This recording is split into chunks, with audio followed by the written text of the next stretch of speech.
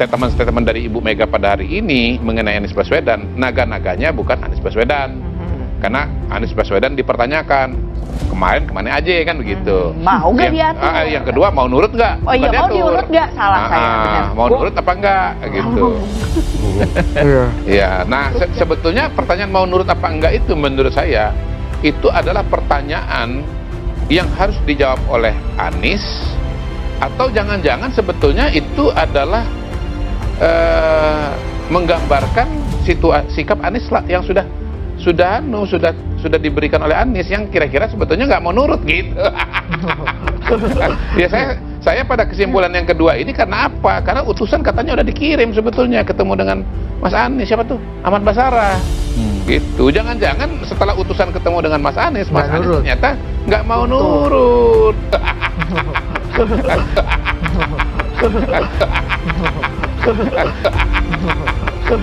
Pengamat politik M. Kodari disebut banyak pihak sedang melakukan upaya penggembosan agar PDIP tidak mendukung Anies Baswedan dalam Pilgub DKI Jakarta. M. Kodari mengatakan PDIP pasti memprioritaskan kader-kadernya untuk maju di Pilkada DKI Jakarta. PDIP merupakan partai kader yang terus mendorong kader-kadernya melalui proses pelembagaan partai. M. Kodari lalu menambahkan, bagi partai politik, Jakarta adalah provinsi yang strategis terkait peranannya pada dinamika politik dan perekonomian nasional. Ya, dan pada hari ini kan PDI Perjuangan ditantang untuk membuktikan dua postulat dia yang paling sering dia sampaikan. Pertama partai kader, yang kedua partai nasionalis. Katanya partai kader. Ya kalau ada Anies, ada Ahok, pilih siapa? Ya harus Ahok dong, karena dia kan kader kan, gitu. Anies kan bukan. Nah yang kedua, Ahok sendiri elektabilitasnya juga tinggi. Kalau kayak di Sumatera Utara mengajukan Edi Rahmayadi bukan kader, mungkin masih masuk akal karena kadernya nggak punya elektabilitas. Tapi kalau Ahok kan punya elektabilitas. Yang kedua soal partai nasionalis.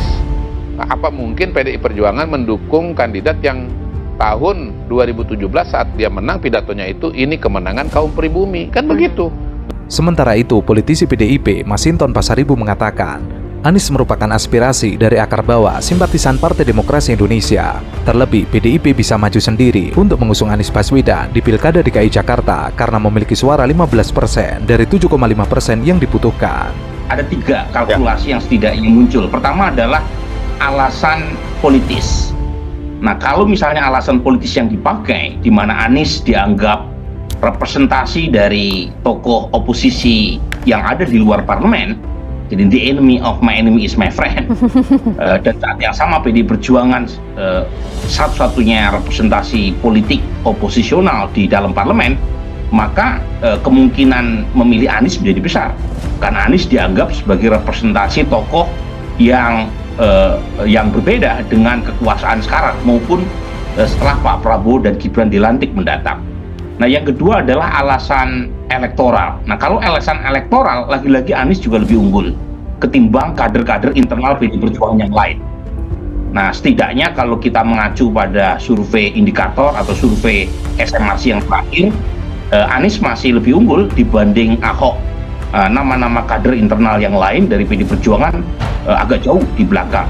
Meskipun pasca Pilpres 2024 terjadi pergeseran koalisi, pergeseran ini nantinya akan mengikuti dinamika di daerah jelang pilkada. Anies Baswedan memang banyak disuarakan jelang pilkada DKI Jakarta. Terlebih, para tokoh PDIP seperti Puan Maharani juga sudah menyanjung Anies Baswedan sebagai sosok yang menarik. Nah, yang ketiga alasan ideologis. Nah, di sini nih masalah yang membuat Anies saya kira akan dihitung panjang. Karena bagaimanapun kalau kita melihat karakter dan rekam jejak Anies itu sangat jauh dari ideologi maupun akar rumput PDI Perjuangan. Data survei indikator atau SMRC misalnya menunjukkan hanya 7% basis PDI Perjuangan yang memilih Anies Baswedan jika pemilu gubernur diadakan hari ini. Termasuk kalau kita lihat statement para pendukung keras PDI Perjuangan, orang seperti Denny Siregar, orang seperti Dewi Irawan, orang seperti Joe Anwar to some extent itu secara terbuka menyatakan tidak akan mendukung keputusan PDI Perjuangan jika Anies diusung sebagai calon gubernur. Jadi saya melihat kemungkinannya akan ada 3 paslon. Pertama dari Kemples, Pak Ridwan Kamil ya, pada hari ini dengan Pak Suswono gitu ya. Walaupun ini agak gatel juga nih dukun politik ini, walaupun nggak punya akik ini bisa jadi wakilnya bisa ganti juga ya misalnya gitu. Kemudian dari PDI Perjuangan sangat menarik gitu ya. Ya feeling saya kayaknya bukan Anies Baswedan lah ini ya. Tapi ini kan terawang-terawang kan gitu ya tanpa batu akik gitu. Nah, yang pasti itu adalah yang nomor 3 Dharma Pangorkun dengan Kun Wardana. Jadi sebetulnya tanpa ada keputusan MK pun di Jakarta ini sesungguhnya tidak lawan kota kosong. Ya, tanpa ada keputusan dari MK sebetulnya sudah ada 2 paslon. Tetapi dengan adanya keputusan MK bertambahlah 1 paslon lagi yang yang PDI Perjuangan yang feeling saya kalau lihat pidatonya Bu Mega itu bukan Anies Baswedan. Pengamat politik Muhammad Kodari menyarankan agar sebaiknya PDIP tidak mencalonkan Anies Baswedan dalam Pilkada Jakarta 2024. Hal itu ia sampaikan usai Mahkamah Konstitusi mengeluarkan putusan terkait ambang batas parpol untuk pencalonan kepala daerah. Ia beralasan Anies Baswedan bukan kader dari partai berlambang bandeng tersebut. Sementara di sisi lain banyak kader potensial dimiliki PDIP. Ia berharap jangan Anies Baswedan, harusnya Basuki Cahayapurnama. Sementara itu, politisi PDIP Masinton Pasaribu mengatakan Anies merupakan aspirasi dari akar bawah simpatisan Partai Demokrasi Indonesia. Terlebih, PDIP bisa maju sendiri untuk mengusung Anies Baswedan di Pilkada DKI Jakarta karena memiliki suara 15% dari 7,5% yang dibutuhkan. Oke. Doa saya mudah-mudahan Masinton Pasaribu. Lu iya dong, dapilnya kan Jakarta. Mas Inton ini harus menjawab pertanyaan ataupun rasa penasaran semua orang nih. Siapa calon yang akan diusung oleh PDIP, terutama untuk Pilkada Jakarta? Ya, kalau yang beredar dan juga di bawah itu ya pernah diusulkan dari DPD DKI Jakarta, selain kader internal ada Pak Basuki Cahayapurnama, kemudian ada Bu Risma, ada nama Pak Andika, dari eksternal itu ada Pak Anies Baswedan. Nah tentu ya dalam waktu singkat ini ya mungkin nanti partai akan menyaring dan memutuskan dari beberapa nama yang muncul tadi. MK memutuskan syarat usia 30 tahun saat pelantikan kepala daerah. Sedang untuk persyaratan mencalonkan kepala daerah yang demikian ketat, 25% suara pemilih atau 20% kursi dibongkar MK. Dalam sebelah pilkada ada tren semua parpol dikondisikan apapun alasannya untuk mendukung satu pasangan calon. Pengkondisian bisa dilakukan dengan menggunakan instrumen hukum atau bisa juga dengan konsensi kekuasaan. Untuk Pilkada Jakarta misalnya, 12 partai politik terkondisikan untuk mendukung hanya satu pasangan calon, Ridwan Kamil dan Suswono. Partai terakhir adalah Partai Kebangkitan Bangsa yang salah satu pengurus terasnya mengatakan PKB ikut Gerindra untuk Pilkada Jakarta. Oke, kansnya akan seperti apa antara kemudian kader dari internal atau mix kader internal dan juga eksternal? PDI partai kader, PDI partai kader, PDI. Ini Pak Kodari dia takut benar sama Pak Anies. Nah tentu enggak, saya itu mendukung PDI Perjuangan dengan ideologi partai kadernya itu. Tapi tak ketakutan kalau dan saya mendukung partai mendukung nasionalis, Anies. mendukung partai nasionalis. Harusnya mungkin plus khawatir kalau misalnya Pak Anies maju. Kalau PDI Perjuangan nggak mungkin politik identitas. Oke. Nah jadi ya kami sendiri juga belum tahu ya siapa yang akan diputus nanti. Kalau kata Pak Kodari kan terawangan-terawangan. Nah ini terawangan ini kan bisa ya bisa tidak sama sekali kan begitu ya. Nah kemudian tadi Pak Sekjen juga sudah menyampaikan sepanjang sejalan dengan garis ideologi, kepedulian dan lain sebagainya, ya PD Perjuangan akan usung. Pakai syarat itu nggak Nah artinya ya dalam konteks itu kemarin juga Pak Sekjen menyampaikan agar Pak Anies segera bisa membangun komunikasi dengan PDI Perjuangan dan Ibu Mega. Nah menurut saya sih masih sangat terbuka peluangnya itu. Hanya PDI Perjuangan ditinggal sendirian di luar. PDIP pun tidak bisa mencalonkan pasangan calon karena tidak mencukupi ambang batas. Mirip juga dengan Jawa Timur, tinggal PKB dan PDI Perjuangan yang belum menentukan sikap menghadapi Khofifah Indar Parawansa dan Emil Dardak. Kondisi serupa di Banten, calon populer Golkar, Airin Rahmi Daini masih belum pasti maju karena koalisi yang dibangun Gerindra mengusung Andra Soni dan Dimyati Natakusuma. Peta politik Jakarta, Banten, Jawa Barat, Jawa Tengah, Jawa Timur dipastikan berubah menyusul putusan fenomenal Mahkamah Konstitusi yang membongkar politik ambang batas. Ridwan Kamil yang sebenarnya populer di Jawa Barat, namun elite politik mendorong Ridwan Kamil maju di Jakarta dan Deddy Mulyadi Gerindra maju di Jawa Barat. Artinya kalau keputusan MK ini diberlakukan, maka kemudian di Jakarta misalnya PDI Perjuangan bisa mengajukan calon karena syaratnya kan 7,5%. Ya. Antara perolehan suara PDI Perjuangan seingat saya sekitar 14% ya, Bung Ciko ya. Otomatis bisa, dan karena itu sangat menarik untuk menunggu apakah PDI Perjuangan akan mengajukan Anies Baswedan atau Ahok atau misalnya nama-nama yang lain.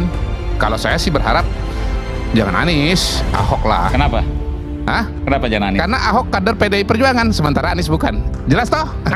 Toh elo-elo. Oke, baik. Iya. Jadi menurut saya mulai hari ini dengan keluarnya keputusan MK itu berhentilah DPP PDI Perjuangan untuk menyebut nama Anies. Iya, kenapa? Jelas-jelas bukan kader dia. Ngapain dia sebut-sebut nama Anies? Sementara dia udah bisa maju sendirian. Lain kalau PDI Perjuangan nggak bisa maju sendiri. Setuju atau tidak, mahasiswa? Nah itu. Konsultan politik M. Kodari meminta Partai Demokrasi Indonesia Perjuangan agar tidak mengusung Anies Baswedan dalam Pilgub DKI Jakarta karena menurutnya PDIP memiliki kader yang mumpuni untuk maju di Pilgub DKI Jakarta. Sebut saja Basuki Cahayapurnama hingga Tri Risma hari ini. Ia juga meminta agar DPP PDI Perjuangan tidak lagi menyebut nama Anies Baswedan agar elektabilitas Anies Baswedan tidak terus naik tinggi. Bisa nggak nambahin? Ini bukan menjaga Kodari, tapi menambah. Untuk pertama kalinya saya nambahin Kodari.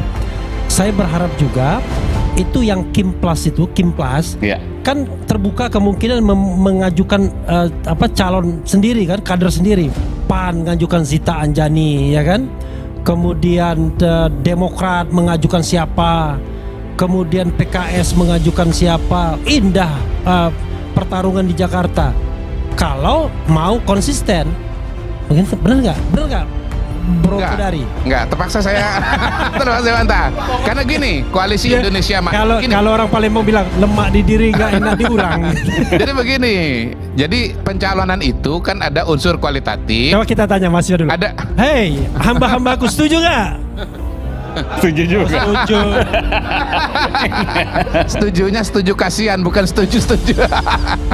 Mendengar pernyataan dari M. Kodari, Refli Harun langsung menimpali. Ia mengatakan seharusnya Kim juga bubar saja dan mengusung calonnya masing-masing. Seperti PAN, PKB, PKS, hingga Gerindra harusnya mengusung calon sendiri, tidak perlu bergabung lagi. Namun Kodari tidak setuju dengan pernyataan Refli Harun tersebut. Jadi gini, kan mengajukan calon itu kan ada dua pertimbangan besar. Pertama kuantitatif, hasil survei, kemudian kualitatif. Nah, kalau bicara kualitatifnya, PDI Perjuangan ini beda dengan partai-partai yang ada di Kim Plus.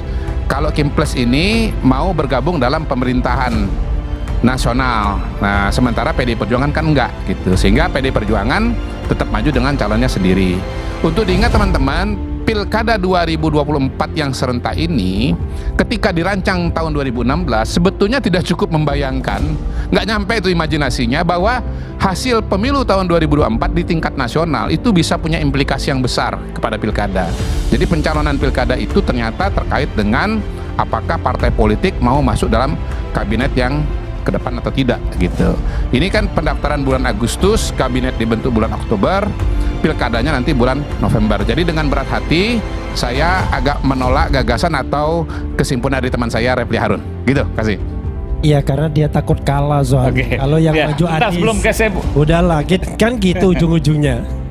Menurutnya, yang terjadi pada Kim sekarang ini, partai-partai ingin bergabung dengan koalisi pemerintah pusat. Beda halnya dengan PDIP yang sudah memutuskan diri untuk menjadi oposisi. Harusnya PDIP mengusung calon sendiri. Mendengar pernyataan dari Kodari, Refli Harun mengatakan jika M. Kodari takut kalah jika Anies Baswedan nantinya maju di Pilgub DKI Jakarta. Pertanyaannya, apakah Prabowo mau nyalon pilkada DKI lagi? Kan enggak, ya kan? Enggak. Saya enggak menyorot Prabowo. Karena poin itu saya adalah Anies kalah. Menurut saya, Anies kalah. Kan Anda kan pelaku survei. Anda percaya nggak dengan survei-survei yang dilakukan SMRT? Oh, percaya. Nah, Anies yang tertinggi for the time being. Gini saya tambahkan. Anda kemudian waktu Pilpres mendorong partai PDIP awalnya Anies tidak juga menyalonkan unggul, Anies, tapi ujungnya kalah. Kodari ini takut banget sih sama Anies. Enggak takut. Takut Anda, kelihatan bener mana takut. ada pemenang takut? Wah, takut. Ini data historis. Ini kelihatan- Awalnya Anies menang, tapi Anda kemudian itu jadi kalah. takut kalau Anies nyalon. Kenapa sih, takut, heran? maju aja. Kita bertanding Yang saya aja. bantah ini begini. Anda kan sudah Beliau 12 mengatakan partai politik. bahwa Anies ini akan Kok penakut sekali sih Anda jadi orang sudah presiden, sudah wakil presiden, sudah menteri-menteri, sudah apa, penakut dia ini orang, heran saya. Oke. Cuma dengan Anies kok takut. Kita kembali saat lagi tetap bersama